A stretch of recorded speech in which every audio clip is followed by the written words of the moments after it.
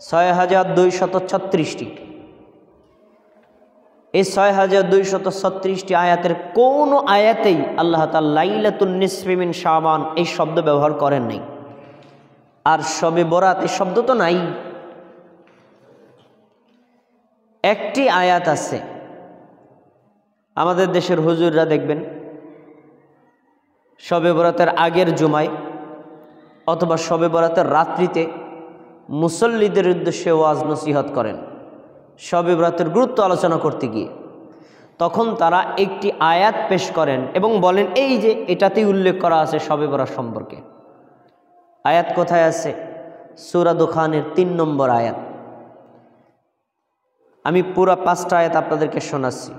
আল্লাহ তাআলা সূরা দুখানের 1 থেকে 5 নম্বর আয়াতে বলছেন, হামিম ওয়াল কিতাবিল মুবিন। হামিম এটি হল 2টি বিচ্ছিন্ন হরফ। ওয়াল কিতাবিল মুবিন, প্রকাশ্য কিতাবের কসম। আল্লাহ তাআলা বলছেন প্রকাশ্য কিতাবের কসম, মানে কোরআনের কসম। ইন্না আনজালনাহু ফি লাইলাতিন মুবারাকা, নিশ্চয়ই আমি কোরআন নাজিল করেছি মোবারক রাতে। মোবারক মানে বরকতময়, কল্যাণময় রাতে।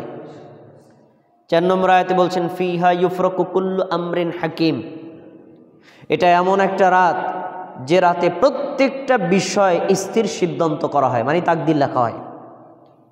আমরম মিন ইনদিনা ইন্না কুন্না মুরসিলিন, এই যে তাকদীরের বিষয়গুলো লেখা হয়, আল্লাহ বলছেন এটা আমার আদেশে আমি ফেরেশতাদেরকে দুনিয়াতে পাঠাই, আমার নির্দেশে তারা এগুলো লেখে। 5টি আয়াত বললাম। প্রথম আয়াতে 2টা বিচ্ছিন্ন হরফ, দ্বিতীয় আয়াতে কোরআনের কসম, তৃতীয় আয়াতে আল্লাহ বলছেন আমি কোরআন নাজিল করেছি মোবারক রাতে। চতুর্থ এবং পঞ্চম আয়াতে পাওয়া যায় এই রাতে আল্লাহ তাআলা তাকদীর লেখেন, ফেরেশতাদেরকে আদেশ করেন, ফেরেশতারা দুনিয়াতে এসে লেখেন। এখন এই যে 5টা আয়াতের অর্থের দিকে তাকিয়ে দেখেন, ঠিক এই একই কথাগুলো উল্লেখ করা আছে কদরের মধ্যে। সূরাতুল কদরে যান, আল্লাহ তাআলা কি বলছেন? ইন্না আনজালনাহু ফি লাইলাতিল কদর, আমি কোরআন নাজিল করেছি কদরের রাতে। আমা আদরাকা মা লাইলাতুল কদর, তুমি কি জানো কদর কাকে বলে? তাহলে তুমি জেনে রাখো এটা এমন একটি রাত যা 1000 মাসের চাইতে উত্তম, এবং এই মাসে আল্লাহ তাআলা প্রত্যেকটা বিষয়ে স্থির সিদ্ধান্ত গ্রহণ করেন। দেখেন সূরা কদরের লাইলাতুল কদরের বর্ণনা আর সূরা দুখানের 1 থেকে 5 নম্বর আয়াতের বর্ণনা একেবারে এক। তার মানে কি? আসলে লাইলাতুম মুবারাকা আর লাইলাতুল কদর একটা রাতেরই 2টা নাম। আল্লাহ যে সূরা কদরে বলছেন ইন্না আনজালনাহু ফি লাইলাতিল কদর, আমি কোরআন নাজিল করেছি কদরের রাতে। আবার ওই আয়াতে বলছেন সূরা দুখানের 3 নম্বর আয়াতে নিশ্চয়ই আমি কোরআন নাজিল করেছি মোবারক রাতে। তাহলে রাত কি 2টা? রাত তো একটাই, রাত একটা, কিন্তু আল্লাহ একটা রাতে 2টা নাম দিয়েছেন, মোবারক রাত আর হলো কদরের রাত।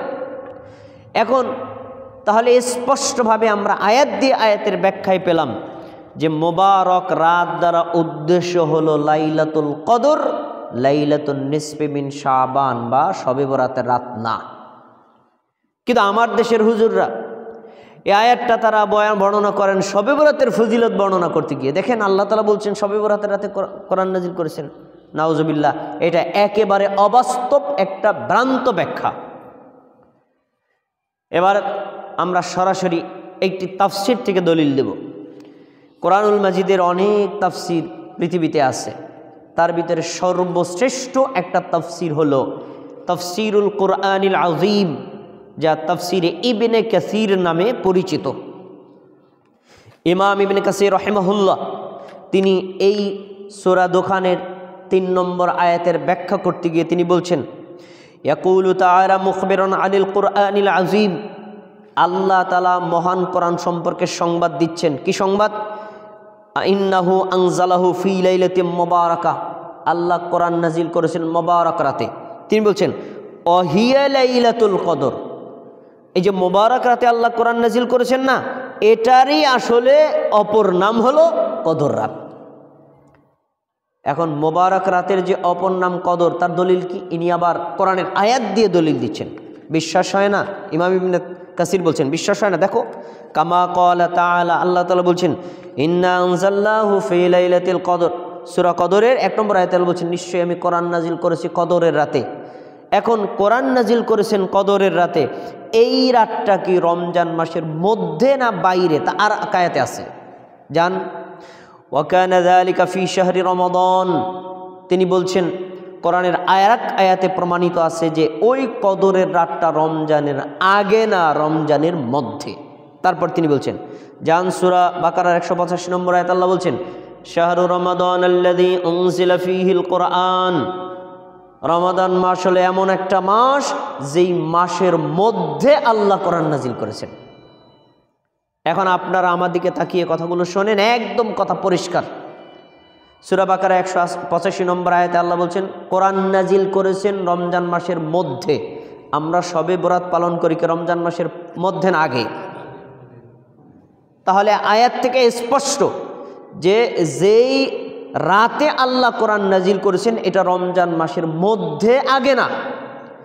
এবার আপনি যান সূরা দোকানে 3 নম্বর আয়াত, ওখানে যে আল্লাহ বলছেন আমি নাজিল করেছি মোবারক রাতে, এখন এই রাতটা কোথায়? রমজান মাসের মধ্যে না বাইরে?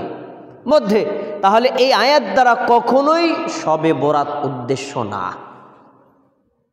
প্রিয় ভাইয়েরা, তাহলে আমরা এখান থেকে একটা বিষয় স্পষ্ট হলাম, কোরআনুল কারীম 6236টা আয়াতের মধ্যে 6235টা আয়াতে নিশ্চিত শবে বরাত সম্পর্কে কোনো কথা নাই।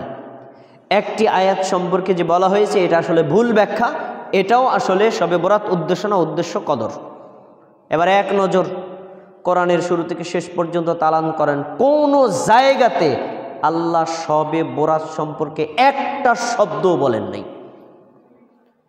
আমরা জানি কোরআন এমন একটা কিতাব যে কিতাবে আল্লাহ ফরজ, নফল, সুন্নাত, মুস্তাহাব, ছোট বড় প্রত্যেকটা বিষয়ে কমপক্ষে ইঙ্গিতবহভাবে বললেও বলেছেন, কিন্তু শবে বরাত সম্পর্কে একটা শব্দও বলেন নাই। এর মানে কি? আল্লাহর নিকটে লাইলাতুন নিসফি মিন শাবান বা শবে বরাতের কোনো ভ্যালু নাই। যদি থাকতো কমপক্ষে আল্লাহ কোরআনে একটা শব্দ হলেও বলতেন। আচ্ছা, কোরআন গেল, তাফসির গেল, এবার আমরা যাব হাদিসে। হাদিসে শবে বরাতে কি বলা হয়েছে? আমি হাদিস সম্পর্কে বলার আগে আপনাদের কাছে একটা মূলনীতি বলবো, মনোযোগ দিয়ে শুনুন। ইসলামী শরীয়তের মূলনীতি হলো আপনি যখন কোনো একটা আমল করবেন, এই আমল করাটা যতটুকু জরুরি তার চেয়ে বেশি জরুরি আমলটার দলিল জানা। আমলটার দলিল জানা যতটুকু জরুরি তার চেয়ে বেশি জরুরি এই দলিলটা সহি না ভুল তা জানা। কথাটা আবারও বলছি, এটা হলো ইসলামের ক্রিম কথা। একটা আমল করাটা যত জরুরি তার চেয়ে বেশি জরুরি দলিল জানা। মানে আমলটা করছি এটা কি কোরআনে আছে, হাদিসে আছে? যদি থাকে করব, না থাকে করব না, এটা জানা আপনার জন্য ফরজ। 2 নম্বর, আপনি জানছেন হাদিসে আছে, এতটুকু হলে যথেষ্ট হবে না। হাদিসটা কি সহি, হাদিসটা কি জয়ীফ, হাদিসটা আমি যেভাবে বুঝেছি আসলে কার সালাফরা এইভাবে বুঝেছেন, তাহলে বোঝা যায় যে দলিল জানা যতটা বেশি জরুরি তার চেয়ে বেশি জরুরি এই দলিলটা সহি কিনা তা জানা। আমি সূত্রটা কেন বলেছি? হাদিসে লাইলাতুন নিসফি মিন শাবান শবে বরাত সম্পর্কে আছে, কিন্তু হাদিসগুলোর মান কি, হাদিসগুলো সম্পর্কে মুহাদ্দিসদের মন্তব্য কি, হাদিসগুলোকে সহি, হাদিসগুলো কি জয়ীফ, হাদিসগুলো কি জাল, হাদিসগুলো কি মন গড়া, এগুলো সম্পর্কে জানে না আমাদের দেশের সাধারণ মানুষ। আছে অনেক মুফতি মাওলানারাও